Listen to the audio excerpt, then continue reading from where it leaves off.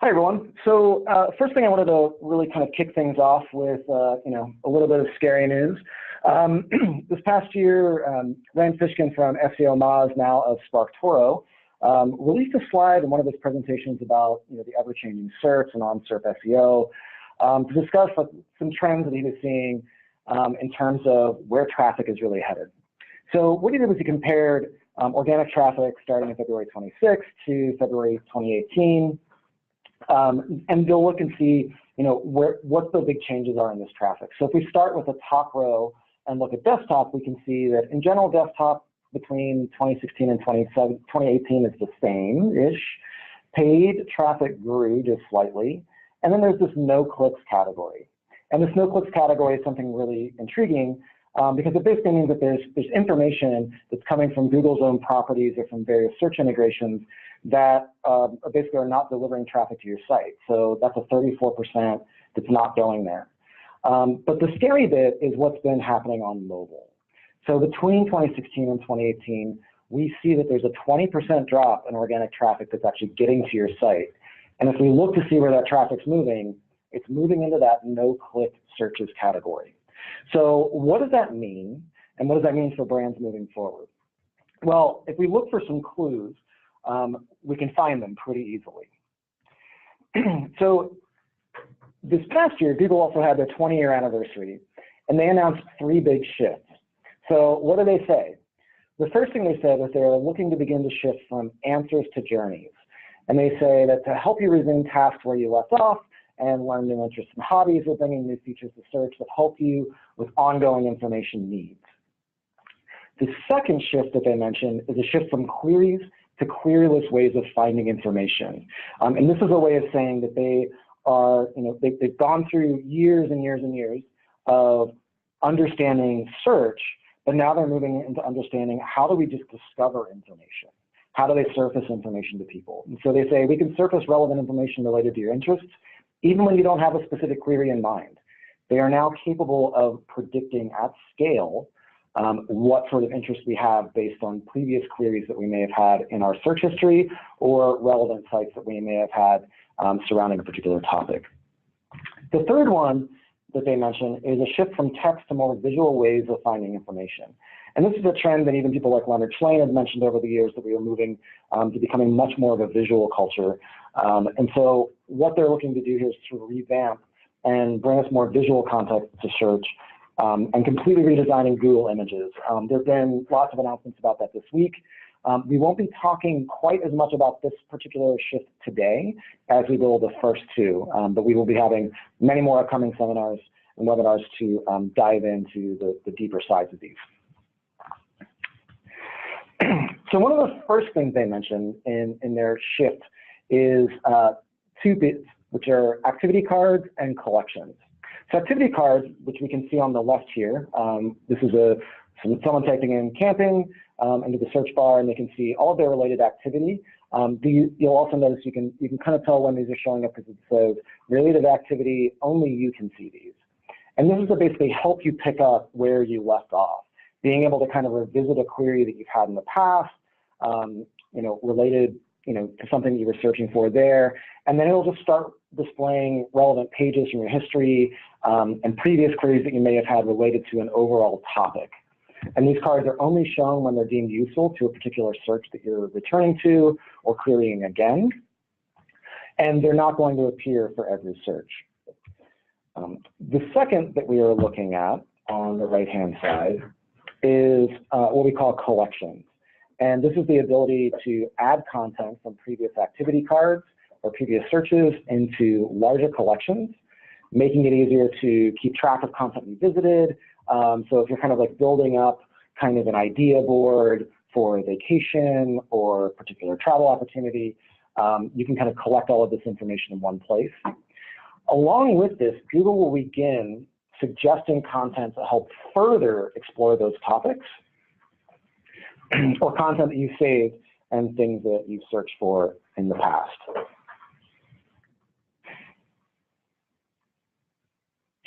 And this brings us to the biggest shift that Google is taking right now.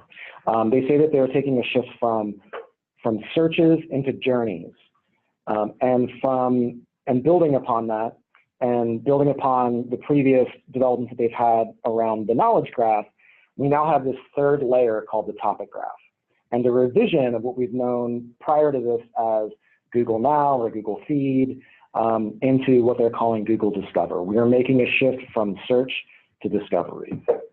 I'm just going to pause for a second and make sure that we're doing okay. Okay, good, great. So let's take a look at what this topic graph and Discover look like. So if I'm logged in on a mobile device by default, I have the chance to follow topics in the topic graph, which will then prompt me in the Google Discover feed later on. So if I do a search maybe in a sports surrounded topic like Baker Mayfield, on the mobile device, you'll automatically have this little follow button that's showing up. And then if you are in the Google app on the bottom left-hand side, you will also see this little new tab called Discover. And when you launch this, Google will be pulling information from previous searches, search history, and then also just kind of starting to surface information that it believes that you're interested in. So this is queryless search, which is what they mentioned in the second big shift. So I don't even have to search. Google's just going to surface information for me. You can almost think about this as the Instagramification of Google search as we move into discovery. And you can check this out with your friends and your coworkers and just kind of see and compare like your Discover feed versus someone else's, and you will see drastically different things here. You have the ability to go in. There are those three little buttons next to anything that surfaces that will allow you to trim. You can either turn up or turn down your level of interest. You can hit, like, say, food photography. You can follow that topic, and it will continue surfacing information for that. Something else we may also want to note is that you can also share this particular topic. If you are a brand and that particular knowledge panel is super interesting to you, you can also claim that as your own. So if I'm Baker Mayfield, I can claim my own knowledge panel and have a little bit of control over that. But the bigger point I really want to show you is just how drastically different it is from an organic search perspective. Within this topic, you can see that Google already recognizes from the knowledge graph that Baker Mayfield is a football quarterback, and then it's also providing these additional tabs. There's overview, top stories, videos, stats, more people, and each of these tabs is a completely different set of separate results.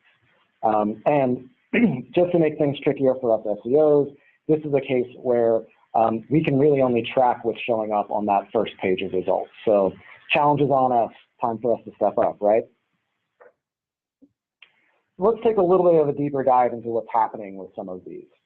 If we are looking at the overview tab, the first thing that we're getting here, notice, is not a standard organic result. It's not a standard set of 10 blue links. What we're getting is the top stories integration. They typically include usually 1 to 2 text-based results. Oftentimes you will see side-scrolling search experiences. Each integrated URL here, you will notice, it has a little AMP icon.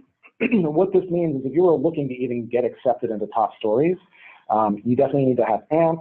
You need to be available for the Google Newsfeed for publishers as well.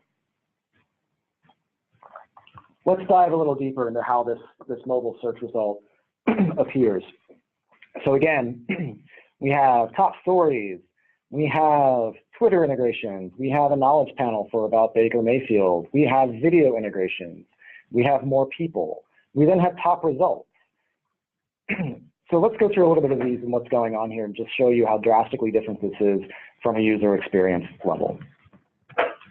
Here we can find all of the side-scrolling SERP integrations. A few that we should point out, one is called Notable Moments. This is very new. So if I was, let's say, a sports site that's streaming information about various team players and stats and information, one of the ways we use to optimize for things like this would be to build pages that are sort of a large biography of interesting moments through a person's life. But Google's just go ahead and sourcing these from various sites around the web. if I was a publisher, this would probably scare me to death. But another on the top right is, you'll notice it says Heisman Trophy Award winners. So this is where Google is now stepping above the knowledge graph into a topic graph. It's recognizing Baker Mayfield's a football quarterback. He's won a Heisman Trophy Award. By the way, here's a bunch of additional Heisman Trophy Award winners. So if I'm a real sports geek, I don't even have to really leave the search result too much in order to just get the information I'm looking for in a very quick way. So what happened to the organic results? Where are they? Well, here we go, our standard results. We have 1, 2, 3, 4, so we do actually get 10 of these, but we will also see over time, if you're actually in the search results, looking at your information, regular searches on a regular basis, some of these are as low as 4 in some cases. So this shows where all that no-click searches is actually going to. It's going right into Google properties and staying right within Google itself, right within its walled garden.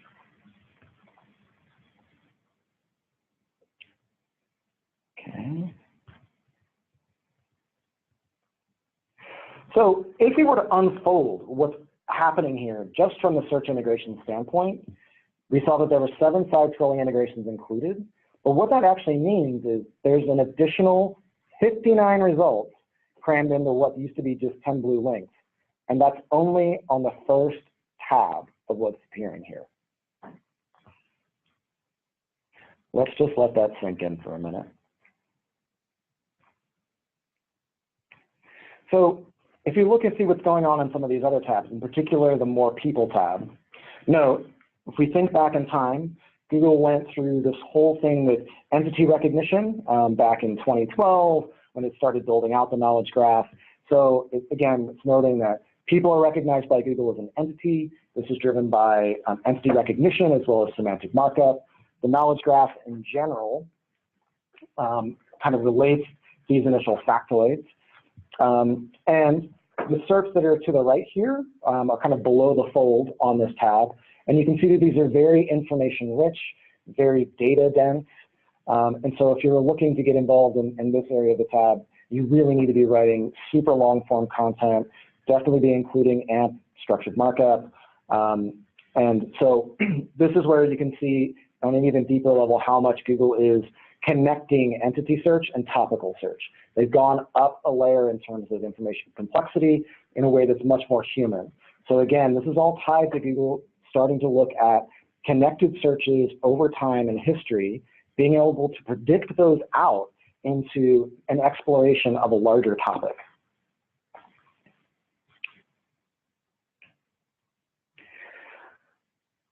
And then on the third shift that we spoke about earlier is just how much Google is beginning to focus again, moving away from text towards images. One of the ways that they're doing this is through the expansion of accelerated mobile pages, or AMP, and AMP stories. So here we can see just a general search for CNN. This is back when Hurricane Michael was coming through. And we can see that those visual stories from CNN are kind of popping up. You can launch them, and then you get, again, this kind of Instagram-like, Snapchat-like, Facebook-like stories integration that's showing up in the search results. This is definitely something we'll be exploring more. These do have a dedicated space within the search results. And if you're a publisher of any kind, we would definitely recommend taking advantage of all of the new markup. If you are a WordPress user, I believe they just recently updated some of the AMP plugins for WordPress along with the Gutenberg. So you need the latest version of WordPress to be able to develop these stories directly from inside your website. So thank you everyone for our first round of looking through what's new and happening and trending. I'm going to pass the mic over to Mr. Greg.